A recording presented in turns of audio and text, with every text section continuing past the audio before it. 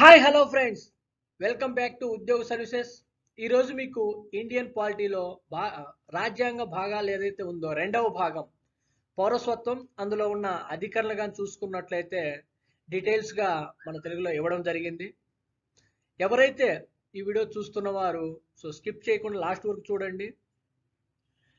నచ్చినట్లయితే లైక్ చేయండి. అదేవిధంగా మన ఫ్రెండ్స్కి ఎవరికైనా ఉపయోగపడుతుంది అనిపిస్తే షేర్ చేయండి. మన ఛానల్ ఫస్ట్ టైం విజిట్ అయినట్లయితే సపోర్టింగ్ కోసం సబ్స్క్రైబ్ చేసుకోండి. అదేవిధంగా పక్కనే ఉన్న బెల్ ఐకాన్ని ట్యాప్ చేయండి. చూద్దాం ఈ వీడియోలో ఉన్న అధికారులు పౌరసత్వంలో ఉన్నవి. నెక్స్ట్,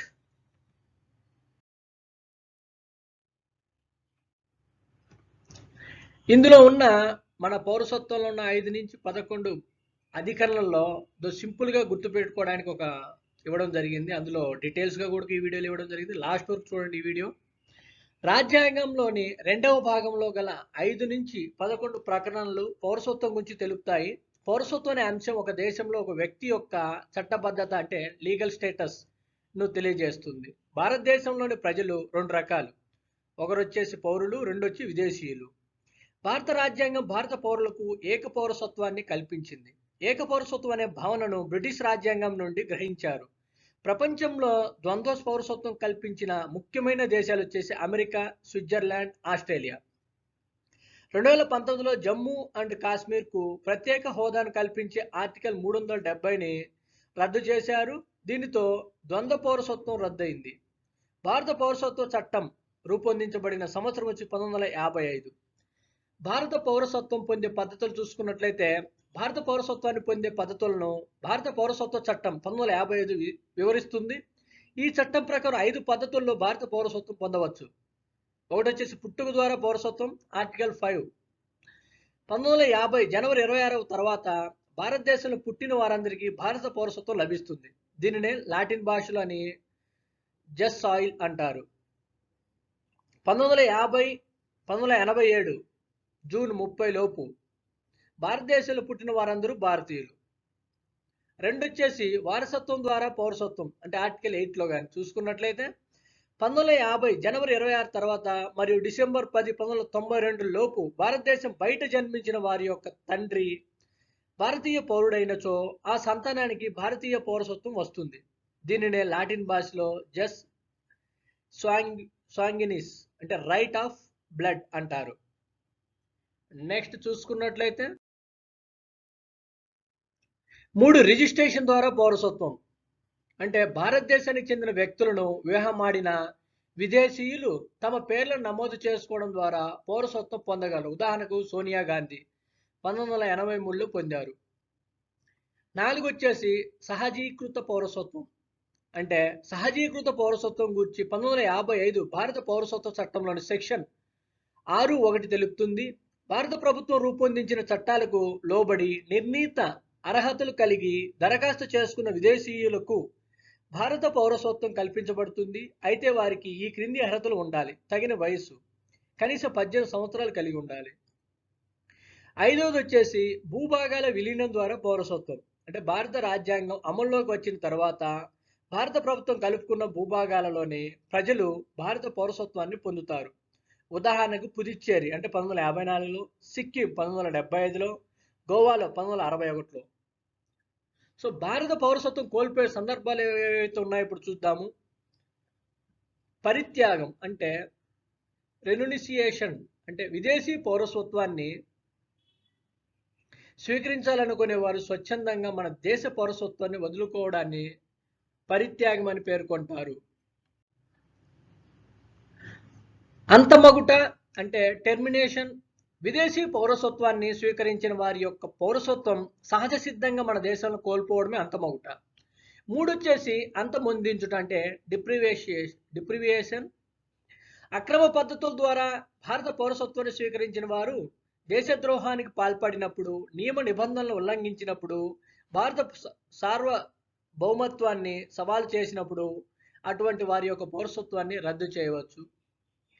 మనం గుర్తించుకునే విధంగా ఈ పౌరసత్వాన్ని ఇందులో ఇచ్చాము.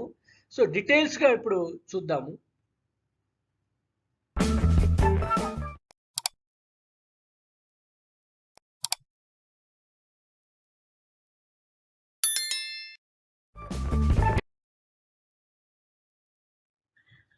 రెండవ భాగంలో 5 నుంచి 11 అధికరణలు మన భారత పౌరసత్వంలో చూసుకున్నట్లయితే పరిపాలించడానికి మరియు పరిపాలింపబడడానికి అర్హత కలిగిన వారే పౌరులు.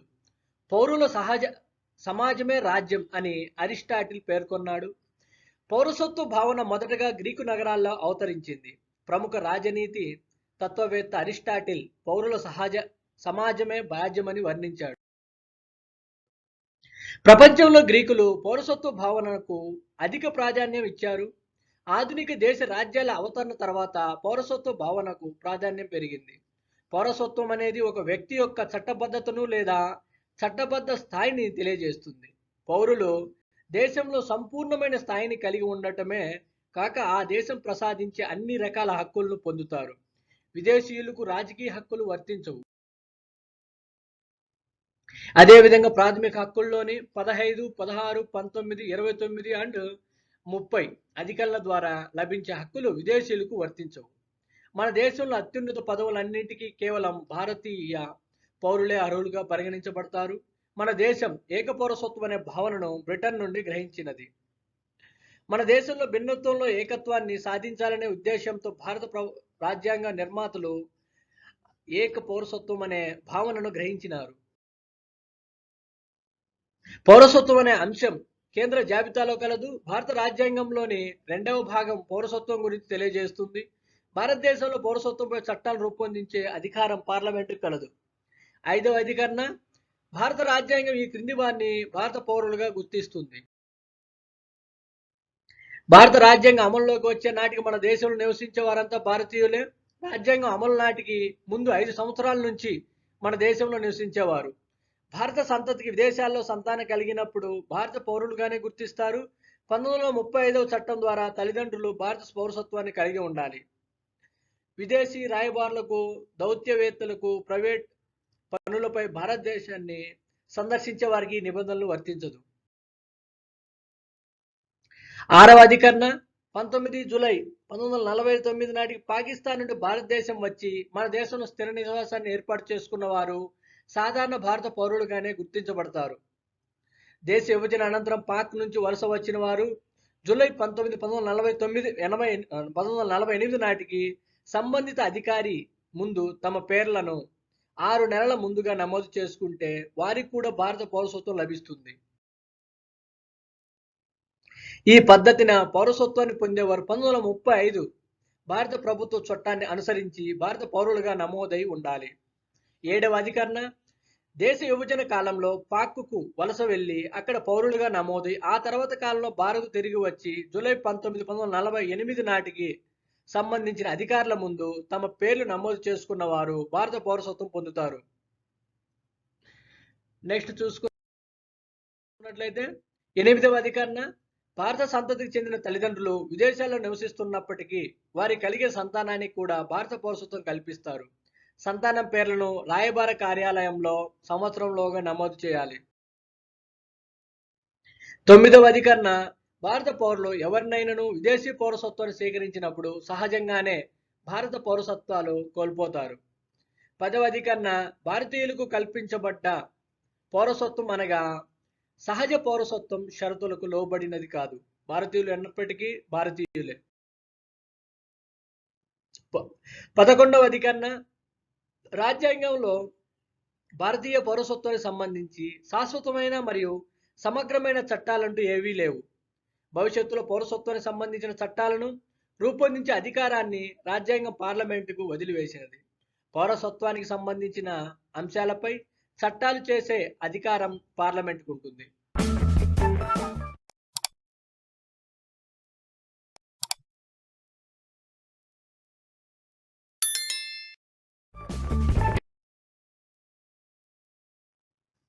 భారతదేశంలో పౌరసత్వాన్ని పొందే పద్ధతులు. భారత రాజ్యాంగంలో పౌరసత్వాన్ని పొందుటకు సంబంధించి లేదా కోల్పోవటానికి సంబంధించి ఎలాంటి వివరణాత్మక ప్రస్తావన లేదు. పార్లమెంటు పౌరసత్వానికి సంబంధించిన అంశాలపై చట్టాలు రూపొందిస్తుంది. భారత పౌరసత్వ చట్టం 1955ను రూపొందించారు. 1986, 1992, 2003, 2004 అండ్ 2005లలో ఈ చట్టాన్ని సవరించారు. 1955 భారత పౌరసత్వ చట్టం కామన్వెల్త్ దేశాల వారికి మన దేశ పౌరసత్వం కల్పించడానికి సంబంధించిన అంశాన్ని 2003లో చేయబడిన చట్ట సవరణను అనుసరించి తొలగించడం జరిగింది. 2003లో ప్రవాస భారతీయులకు భారత పౌరసత్వాన్ని కల్పిస్తూ చట్టం చేశారు.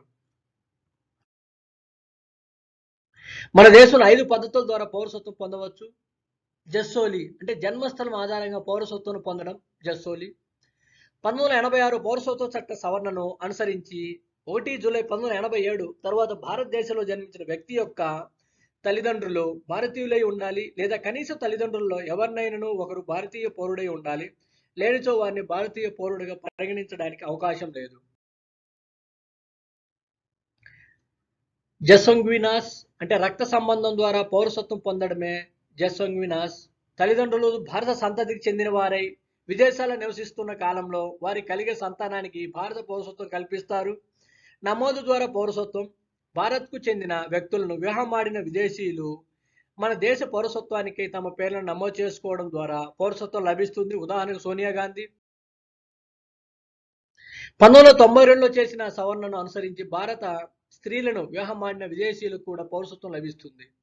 పౌరసత్వం కోల్పోయే పద్ధతులు మళ్ళీ చూసుకున్నట్లయితే పరిత్యాగం.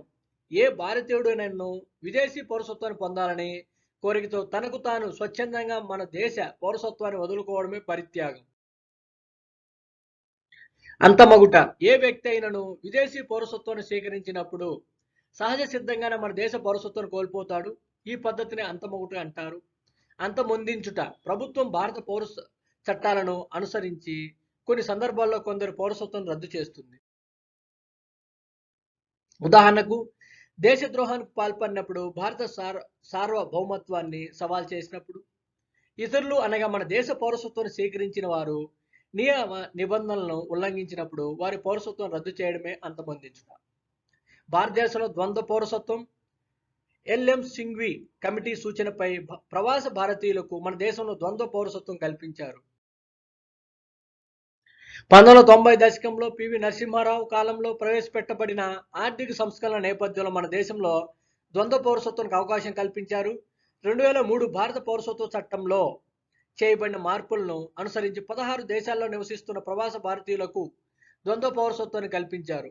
ఒక వ్యక్తికి సంబంధించిన 3 తరాలకు చెందిన వారిలో తల్లి వైపు నుండి కానీ లేక తండ్రి వైపు నుండి కానీ అనగా తాత ముత్తాతలతో సహా ఎవరి వైపు నుండి అయినను ఏదైనా ఒక సమయంలో భారతీయ పాస్పోర్ట్ను కలిగి ఉన్న ఎడల మన దేశ పౌరసత్వాన్ని కల్పిస్తారు. ఈ విధంగా పౌరసత్వం పొందదలుచుకున్న వారు గతంలో ఎప్పుడు కూడా పాకిస్తాన్ లేదా బంగ్లాదేశ్ పౌరులై ఉండరాదు.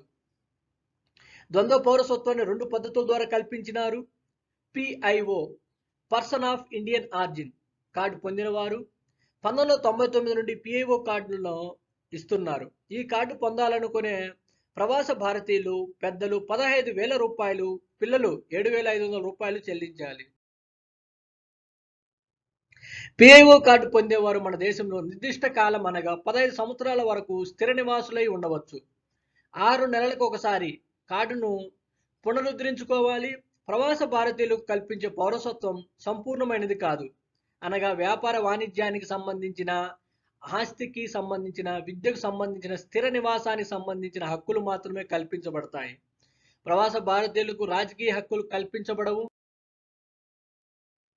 ఈ క్రింది దేశాలకు చెందిన ప్రవాస భారతీయులకు ఈ పద్ధతి కల్పించబడింది. America, Australia, Britain, Canada, France, Greece, Italy, Israel, Portugal, Sweden, Netherland, Finland, Ireland, New Zealand, Switzerland and Cyprus మొదలైనవి. ఓసిఐ అంటే overseas citizens of India card పొందిన వారు ఎవరైతే ఉన్నారో 2003లో చేసిన పౌరసత్వ చట్టం సవరణను అనుసరించి 2004లో ఓసిఐ కార్డును ఇవ్వాలని నిర్ణయించారు. ఈ పద్ధతిన పౌరసత్వం పొందాలనుకునే వారు $275 చెల్లించి ఓసిఐ కార్డును పొందాలి. వీరికి మన దేశంలో నివసించడానికి కాల పరిమితి అంటూ ఉండదు. మన దేశంలో ఎంతకాలమైనా స్థిర నివాసులే ఉండవచ్చు. 6 నెలలకు ఒకసారి కార్డులను పునరుద్ధరించుకోవాల్సిన అవసరం లేదు. కామన్వెల్త్ పౌరసత్వం అనే అంశాన్ని భారత పౌరసత్వం సవరణ చట్టం 2003 ద్వారా తొలగించబడమైనది. ప్రవాస భారతీయ పౌరసత్వంలో సవరణ 2015 ప్రవాస భారతీయులకు మన దేశంలో ద్వంద్వ పౌరసత్వాన్ని పిఐఓ మరియు ఓసీఐ కార్డుల ద్వారా కల్పించడం జరుగుతున్నది. భారత ప్రధాని నరేంద్ర మోడీ అమెరికా, ఆస్ట్రేలియా దేశాల పర్యటన సందర్భంగా చేసిన ప్రకటనకు అనుగుణంగా పిఐఓ మరియు ఓసీఐ కార్డుల యందు గల వ్యత్యాసాలను తొలగించి 2 కార్డులను ఒకటిగా కలపడం కోసం ఈ సవరణ చేయడం జరిగింది. 2015 మార్చి 1వ లోక్సభ, మార్చి 3వ తేదీన రాజ్యసభలచే ఆమోదించబడిన బిల్లుపై రాష్ట్రపతి 10 మార్చి 2015వ తేదీన తన ఆమోద ముద్ర వేయడంతో పౌరసత్వం చట్ట సవరణ అధికారికంగా ఆమోదం పొందినది. పౌరసత్వ చట్టం 1955లోని 7A, 7B, 7C, 7D అంటే 2వ సెక్షన్ మరియు 5వ సెక్షన్ల యందు మార్పులు చేసిన వారు ఆ విధంగా 3వ షెడ్యూల్లో మార్పులు చేయడం జరిగింది. ఓసీఐ మరియు పిఏఓ కార్డ్స్ కలిగిన వారందరినీ కలిపి ఓసీఐ కార్డ్ హోల్డర్స్గా మార్చినారు. ఓసీఐ కార్డ్ హోల్డర్ భారత పౌరసత్వాన్ని పొందాలంటే గతంలో మాదిరిగా 1 సంవత్సరం బదులుగా 12 నెలలు భారతదేశంలో నివసించినప్పుడు అనే పదాన్ని చేర్చడం జరిగింది. 12 నెలలు అనే పదం చేర్చడం వలన వారు 12 నెలలు నిరాటంకంగా ఉండనవసరం లేదు. 30 రోజుల చొప్పున ఈ 12 నెలలను ఎప్పుడైనా పూర్తి చేయవచ్చును. ఓసీఐ కార్డ్ హోల్డర్స్ జీవితకాలపు వీసాను కలిగి ఉంటారు, అనగా ఎప్పుడైనా భారతదేశం సందర్శించవచ్చును.